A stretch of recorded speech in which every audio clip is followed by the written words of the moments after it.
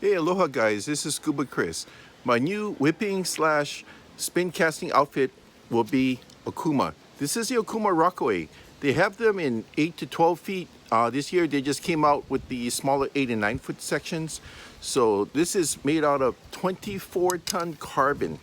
This is very, very light.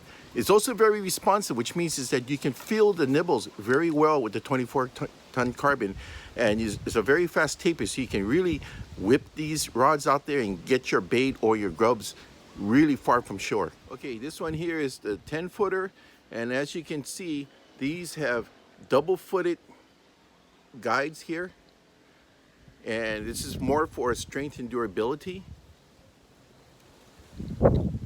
And the guides here are stainless steel sea guides, marine grade stainless steel sea guides, and they have zirconian inserts. Pretty much a standard for the top and the end rods. Notice how the guides are going forward. Okay, it's not from shipping. It's not like being bent from shipping. These are going forward so people who are using braid, when they're casting, like say into the wind, sometimes if you're using very, very light baits or grubs, there's not much weight on the end of the line. The wind will catch the line, especially in high winds, come back and the line will loop around the guides. This way, if you shake it, the line will correct itself and come right off the guides. That's why they are slanted forward. It's a good feature to have. So my new whipping guides, whipping is what we call spin casting here in Hawaii. I'm going to use a shorter 10-footer and a longer 12-footer.